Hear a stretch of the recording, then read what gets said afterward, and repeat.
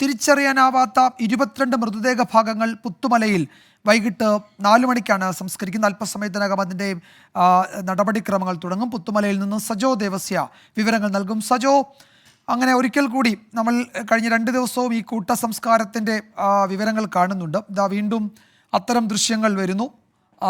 എന്തൊക്കെയാണ് വിശദാംശങ്ങൾ സജോ? വിജയകുമാർ, നമ്മുടെ മനസ്സിനെ ആകെ ഉലച്ച ദൃശ്യങ്ങളാണ്. ഇനിയിപ്പോൾ ഇന്ന് 22 ശരീരഭാഗങ്ങൾ കൂടിയാണ് ഇവിടെ സംസ്കരിക്കുക. കഴിഞ്ഞ ദിവസം സംസ്കരിച്ചിട്ടുള്ള കുഴിമാടങ്ങൾ നമുക്ക് ഇവിടെ കാണാം. അതായത് കഴിഞ്ഞ ദിവസങ്ങളിൽ 154 ശരീരഭാഗങ്ങളും 29 മൃതദേഹങ്ങൾ, അതായത് പൂർണ്ണതോതിൽ മൃതദേഹങ്ങൾ എന്ന് വിളിക്കാൻ കഴിയുന്ന 154 മൃതദേഹങ്ങളും 29 മൃതദേഹങ്ങളും 154 ശരീരഭാഗങ്ങളുമാണ് ഇവിടെ സംസ്കരിച്ചത്. 64 സെൻറ്റ് സ്ഥലമാണ് ഹാരിസൺ മലയാളത്തിൽ നിന്ന് സർക്കാർ ഏറ്റെടുത്തത്. അതുകൂടാതെ ഇപ്പോൾ നടക്കുന്ന മറ്റൊരു പ്രവൃത്തി നമുക്കിവിടെ ദൃശ്യങ്ങളിൽ കാണാം. ഈ തേയിലത്തോട്ടത്തിൻ്റെ ഭാഗമായുള്ള 25 സെൻറ്റ് സ്ഥലം കൂടി ഏറ്റെടുക്കാൻ തീരുമാനിച്ചിട്ടുണ്ട്. അതുകൂടി, അതായത് കൂടുതൽ സംസ്കാരം ആവശ്യമായി വരും. അതുകൊണ്ട് അത്തരം ചടങ്ങുകളിലേക്ക് പോകും. നമ്മളോടൊപ്പം ഇവിടുത്തെ ജനപ്രതിനിധികൾ കൂടി ചേരുകയാണ്. ഇന്നത്തെ വിശദാംശങ്ങൾ നമുക്ക് ചോദിക്കാം. ഉടൻ തന്നെ കഴിഞ്ഞ ദിവസത്തിന് സമാനമായ രീതിയിൽ തന്നെയാണ് ചടങ്ങുകൾ നിശ്ചയിച്ചിരിക്കുന്നത്. നമ്മളോടൊപ്പം ഇവിടുത്തെ standing committee chairman Shri Nasar ചേരുകയാണ്. ഇന്നത്തെ ക്രമീകരണം എന്താണ്? 22 ശരീരഭാഗങ്ങൾ. ഇന്നത്തെ ക്രമീകരണങ്ങളിൽ 2 ഫുള്ളായിട്ടുള്ള മൃതശരീരവും 22 ശരീരഭാഗങ്ങളുമാണുള്ളത്. അതിൻ്റെ എല്ലാ ഭാഗങ്ങളും ഇവിടെ ക്രമീകരിച്ച് കഴിഞ്ഞിട്ടുണ്ട്.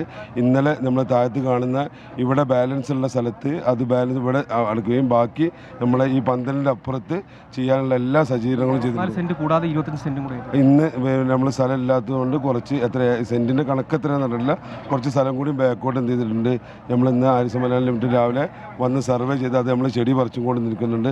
ഇനിയും ഇതിൻ്റെ ഭൗതിക ശരീരങ്ങളും പാർട്ടുകളും കിട്ടാൻ സാധ്യത ഉള്ളതുകൊണ്ട് അപ്പോൾ അതിനുള്ള സ്ഥലങ്ങൾ നിൽക്കാൻ വേണ്ടി പഞ്ചായത്തിൻ്റെ നേതൃത്വത്തിൽ ആ സ്ഥലം കൂടി നേതൃത്വത്തിലുണ്ട്.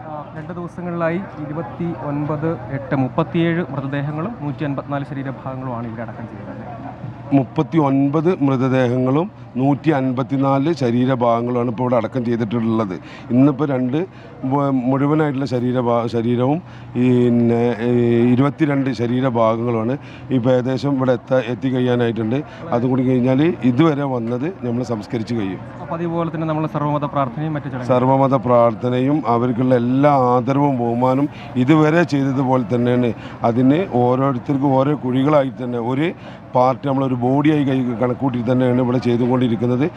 ഇത് 2 ദിവസം ചെയ്തതുപോലെ തന്നെ സർവ്വമത പ്രാർത്ഥനയും നാട്ടുകാരും സുഹൃത്തുക്കളും അയൽവാസികളും എല്ലാവരും കൂടി വന്നു ചേർന്ന എല്ലാവരും കൂടിയിട്ടുള്ള നല്ലൊരു യാത്രയപ്പ് കൊടുക്കാൻ വേണ്ടിയിട്ടാണ് പഞ്ചായത്ത് മുൻകൈ എടുത്തിരിക്കുന്നത്.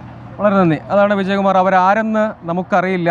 ഒരുപക്ഷെ അവരുടെ ബന്ധുക്കൾ ഈ കൂട്ടത്തിലൊക്കെ ഉണ്ടാകും. ഇവിടെ ജനപ്രതിനിധികളുണ്ട്, നാട്ടുകാരുണ്ട്, സന്നദ്ധ പ്രവർത്തകരുണ്ട്. ഇപ്പോഴും ഈ ഭാഗത്തൊക്കെ ഇതിനു വേണ്ടിയുള്ള, കാരണം നമുക്ക് മുന്നനുഭവങ്ങളില്ലാത്ത ഒരു കാഴ്ചയാണ് ഇത്. യഥാർത്ഥത്തിൽ നമ്മുടെ ഈ ദുരന്തത്തിൻ്റെ വ്യാപ്തി എത്രത്തോളമുണ്ട്, അത് നമ്മുടെ നാടിനേൽപ്പിച്ച മുറിവ് എത്രത്തോളമുണ്ട് എന്ന് നമുക്കെല്ലാവർക്കും അറിയാം. ഇതൊരു യാഥാർത്ഥ്യമാണ്. പക്ഷേ അപ്പോഴും ഇത് കാണുമ്പോൾ ഇവിടെ വരുന്ന മനുഷ്യർ ഈ കൂട്ടത്തിൽ തങ്ങളുടെ പ്രിയപ്പെട്ടവരെ സംസ്കരിച്ചിട്ടുണ്ടാകുമോ എന്ന വ്യഥയോടുകൂടി എത്തുന്ന അനേകം മനുഷ്യർ ഇപ്പോഴും ഇവിടെയുണ്ട്. നമുക്ക് ഈ മൃതദേഹങ്ങൾ സംസ്കരിച്ചിരിക്കുന്ന സ്ഥലത്ത്, അതായത് ഓരോ ഭാഗങ്ങളും ഒരു മൃതദേഹമായി തന്നെ കണക്കാക്കി നമ്പറുകൾ രേഖപ്പെടുത്തിയാണ്. അതാണ് അവരുടെ മേൽവിലാസം. അവർക്ക് മേൽവിലാസം എന്താണെന്ന് നമുക്കറിയില്ല, ഉണ്ടായിരുന്നു പക്ഷേ ഇപ്പോഴില്ല. അതുകൊണ്ട് ഒരു നമ്പറാണ്. ആ കല്ലുകൾ സ്ഥാപിച്ചിരിക്കുന്നത് കാണാം. ആ കല്ലുകളിൽ നമ്പറാണ് ഇപ്പോൾ അവരുടെ അടയാളം. പിന്നീട് ഏതെങ്കിലും കാലത്ത് തേടി വന്ന് അത് DNA നമ്പറുമായി ഒത്തുവന്നാൽ, സാമ്പിളുമായി മാച്ചായാൽ അവർക്ക് തിരിച്ചറിയാൻ സാധിക്കും. എല്ലാ ബഹുമാനങ്ങളുമുണ്ട്. വിവിധ മതവിഭാഗങ്ങളുടെ പുരോഹിതർ പ്രാർത്ഥനകൾ നടത്തും. സർക്കാരിൻ്റെ ബഹുമതിയുണ്ട്. നമുക്ക് ഇവിടെ കാണുമ്പോൾ ഒരുക്കങ്ങളൊക്കെ. സജോ, ഈ ദൃശ്യങ്ങൾ പുത്തുമലയിൽ നിന്നാണ്. 22 മൃതദേഹം കൂടി അവിടെ അല്പസമയത്തിനകം സംസ്കരിക്കും. ദുരന്തത്തിൻ്റെ 8ാം നാൾ അതാണ് അവിടെ നിന്നുള്ള വിവരങ്ങൾ. ഇപ്പോൾ ഹാരിസൺ മലയാളത്തിൻ്റെ പക്കൽ നിന്ന് കുറെ കൂടി ഭൂമി ഈ മൃതദേഹം സംസ്കരിക്കുന്നതിനായി ഏറ്റെടുക്കുന്നുണ്ട്. അതിൻ്റെ നടപടിക്രമങ്ങളും പുരോഗമിക്കുകയാണ്. സജോ ദേവസ്യാണ് വിവരങ്ങൾ നൽകിയത്.